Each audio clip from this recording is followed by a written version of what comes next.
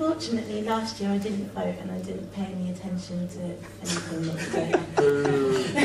But I just wanted to know, from your manifesto that you did last year and the things that you said that you were going to cover, because at that point when you wrote it, did you think that you were going to be in for 2 years, or was it just the 1 year that you were looking at? I just wanted to ask how much of what you said you wanted to get done have you gotten done? Okay, one of my main points last year was on student advice. And one of my main things was that our advice centre is great, it is only open in the day.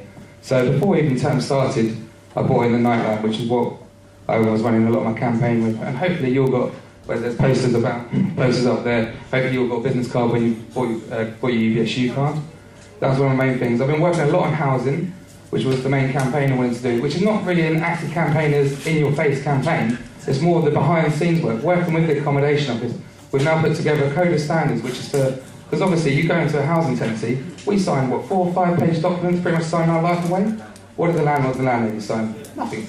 They get it easy. So now we've developed this code of standards, which was launched on February the 18th, which is now, if they sign this code of standards, the union and university will happily, actively publicise these landlords and landladies, and for that they will get spot checks by the university. Also, in my manifesto, it says, for the coming year, it says housing again. And my aim for this is because, unfortunately, there's not enough staff in the union or university to check all the houses on the books. To actually do that, that's going to take 3 years. So realistically, you could be living in a house that is a pile of crap really for 3 years, and then someone will come check it. I want a university to pay for another member of staff. I don't want it, it's not necessarily for the union, it's for working the university's accommodation office, to go, sole responsibility to go around checking these houses and making sure they're meeting all of our code of standards. Also wanted other things such as lower stationery prices in shops, which was achieved. Trying to think what was on my manifesto now, that's a bit concerning. More entertainments, and I've supported the LGBT Society quite successfully, I think they'd agree, in starting at Payday. I'm in the process of supporting Buddha with Buddha Bean to raise money for their societies. Also want to sign away the Monday night next year, because the Wednesday, as good as it is, brings in the money for sports teams, which, I know you sports boys love it, but it's only, you're only a minority group still. And not that I want to take away your money, I want some money to actually come in and directly go to campaigns and representations, which I've been banging on about. I know that in the space of a year, the money and the revenue that's being brought into the university from the trading outlets has sufficiently decreased, like ridiculously decreased. Like, how exactly are you going to rectify that? Because I don't know how many people here work in the retreat or work in the shops, but all of their hours have been slashed, and that's, you know, that's putting itself upon a huge lifestyle change for some of these people that were working on 15 hours a week and now can't pay their rent. Like, how are you suddenly going to pick up the trading of the outlets to suddenly give them that kind of lifestyle back? Okay, I've already had 2 meetings at the retreat, because the retreat is our problem outlet, you know.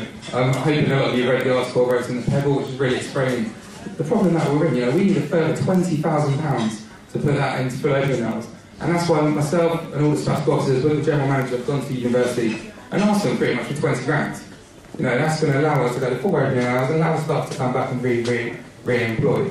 We're still waiting for my Vice President of Finance to meet the Finance Director to go over all of it in detail and to see what their verdict really is. The retreat itself, you know, I've had a meeting once in the evening with students to see what they want, and unfortunately I had one in the day which wasn't overly successful, but I'm going to be reorganised again. You know, the evening people, they said that they just want things like they want a darts board, which is going to be going up soon. They want things, arranged competitions, like pool competitions, darts competitions. The problem is, as I've always said, student culture is changing. You know, we went up there, and in my first year, only 3 or so years ago, we were in that bar every night, and no matter what, they didn't even have to put anything on. Now that's not the case. Every single person, about 40 plus people turned up for this meeting. Every single person pretty much said, we can drink cheaper at home. Now, our drinks are pretty cheap in a retreat, and to be honest, we can't put them any cheaper because that's not really very responsible drinking. Is there any agendas to tackle the environmental issues of the university? Maybe you're talking about student lifestyle. Obviously, there's a lot of work that needs to be done to sort of prepare a student lifestyle to go into a world that's got big problems at the moment. Do you think you've got any ideas on how to change the way the university tackles its environmental issues? Definitely. The environmental issue, obviously I'm the chair of the Ethical and Environmental Committee anyway, but the environmental issue is also a big one in Brighton, and there are certain things that we've got in the pipeline. And the union, we feel that we should be leading the way in the university, and then they will follow. We're 21,000 students, so we're a lot more than our staff members. We've got a few things in the pipeline, such as we've got bringing a no plastic bag policy in our shop, which is only a small step, but it could have a big effect, and it's kind of a real good leading effect. Also, on the paper bags that we're getting in, we'll have printed our new environmental policy, which has just been written, which is more up to date and more to what's going on in the world today. On top of that, working with some of the university staff to actually set up a scheme where we're getting students who are being paid by the Pro-Vice Chancellor of Academic Affairs, quite happy to do so, but they're going to be trained and then they get to teach their lecturers about the environment. So it's kind of turning everything on the feet. Surely, I don't know, speaking to a lot of students, they'd love the opportunity to turn around and go, you lot sit down, now's my turn to tell you something you don't know. These kind of things to raise awareness. Also, went away for Bowls as team building event. I've got permission now from Gavin Ford from the States. One thing there which was great was just little signs above the light switches saying that if you leave this on for an hour, it has this effect. And it makes you really think about when you're leaving the room to turn it on. Also just signs in the toilets like leaving taps on. It's just really raising awareness that people can take their own steps. Where's the recycling gone? Sorry? Where's the recycling gone? The recycling? Yeah, the recycling's behind you. That's it? Yeah, I'm actually, there is actually more coming. I'm waiting for the same man, Gavin Ford, has promised me that there's actually going to be some coming for outside external recycling, internal recycling. The university has taken a massive step in actually under now everyone's desk, all like lecturers and that. They now have a blue recycling bin as well as the normal waste bin, which is the amount that's been recycled so far. I can't remember the exact number, it's a hell of a lot.